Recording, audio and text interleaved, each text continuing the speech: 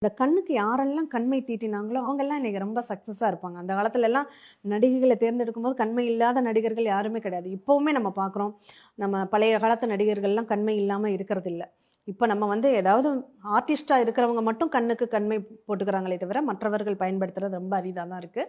ஆனால் அந்த நம்மளுடைய அந்த திஷ்டியை தாக்குறது போக்கக்கூடியது அந்த கருமை நிறம் அப்படிங்கிறதுனால அது எல்லாருமே பயன்படுத்திக்கலாம். பொதுவாக நெற்றியில் கன்னி பெண்கள், சுமங்கலி பெண்கள் கருப்பு போட்டு வைக்கக்கூடாது அப்படிங்கிற ஒரு நிகழ்வு. ஏன்னா கருப்பு எந்த அளவுக்கு ப்ளஸ்ஸாக இருக்கோ அந்த அளவுக்கு நமக்குள்ள ஒரு விரக்தியான ஒரு நிலையையும் ஏற்படுத்தும் அப்படிங்கிற ஒரு நிகழ்வு. தெய்வ காரியங்களோட ஈடுபடும் போது அங்கே ஒரு ஹோமம் பண்ணுறாங்க, அங்கே ஒரு கருப்பு போட்டு நமக்கு வச்சு விட்றாங்க, அது திஷ்டி தாக்கத்தை குறைக்கும். அதுவே நமக்கு 2 புருவ மத்தியில் எப்போதுமே குங்குமம் வைக்கிறது தான் நல்லது. அங்கே கொண்டு போய் கருப்பு வைக்கிறது அவ்வளோ சிறப்பானது கிடையாது.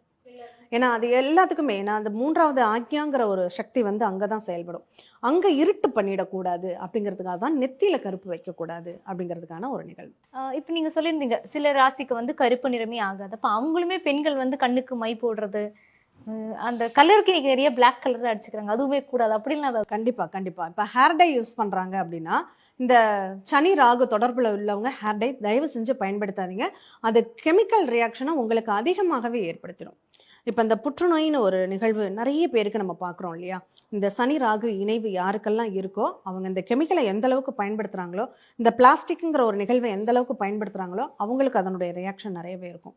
புற்றுநோய் இல்லைனாலுமே அவங்களுடைய ரிசல்ட்டில் புற்றுநோயின்னு தான் வரும். புற்றுநோயே இல்லைன்னா அது எப்படி அது வரும்? இல்லை, அது இல்லைனாலும் அவங்களுக்கு அந்த சிம்டம்ஸ் உடம்புல இருக்கக்கூடிய நோய்க்கு மருத்துவத்தால் கூட இன்ன பேர்னு கண்டுபிடிக்க முடியாது. அப்போ அதுக்கு பேர் புற்றுநோயின்னு வச்சு விட்ருவாங்க, அவ்வளோதான். இப்போ கருப்பு நிறமே ஆகாத அந்த நிறத்தை அவாய்ட் பண்ணணும் அப்படின்னு சில ராசிகள் சொன்னீங்க.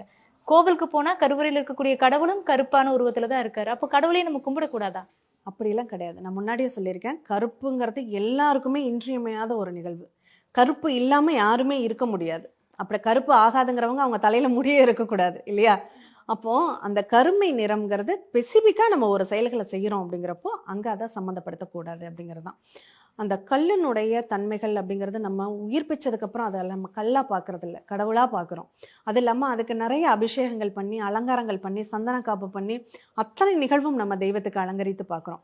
நம்ம வெறுமையாக அலங்காரமே இல்லாத தெய்வத்தை தரிசனம் பண்ணுறது மட்டும்தான் அவங்களுக்கு ப்ராப்ளமே தவிர, அலங்காரத்தோடு பூமாலைகளோடு அலங்காரத்தோடு அவங்க தரிசனம் பண்ணும்போது அங்கே எந்த ஒரு நிகழ்வும் இருக்கக்கூடியதில்லை. அது கல் கிடையாது, கடவுள். அப்போ அந்த கடவுளுடைய அனுகிரகம் எல்லாருக்குமே உண்டு. நிறத்திலேயே இவ்வளோ விஷயங்கள் இருக்கு அப்படிங்கிறத ரொம்ப தெளிவாகவே எங்களுக்கு எக்ஸ்பிளைன் பண்ணியிருக்கீங்க. ரொம்ப நன்றி மேம். தொடர்ந்து நம்ம அடுத்தடுத்து பேசுவோம். நன்றி. கண்டிப்பாக ஒவ்வொரு நிகழ்வுக்கு பின்னாடியும் காரண காரியங்கள் இருக்குது. கிரகங்கள் தான் நம்மளை இயக்கிக்கிட்டு இருக்கு அப்படிங்கிறது புரியும் போது கண்டிப்பாக அதுக்கு தகுந்த மாதிரி நம்ம கருப்பு ஆகாதுன்னா அதுக்கு தான் கடவுளை வழிபடணும். கருப்பு யாருக்கெல்லாம் ஆகாதுன்னு இருக்கோ அவங்கெல்லாம் சபரிமலை ஐயப்பனை வழிபடுறாங்க அப்படின்னா அவர் அவங்களுக்கு காவலாக இருப்பார். மீண்டும் இனியதொரு நிகழ்வில் சந்திப்போம். நன்றி, வணக்கம்.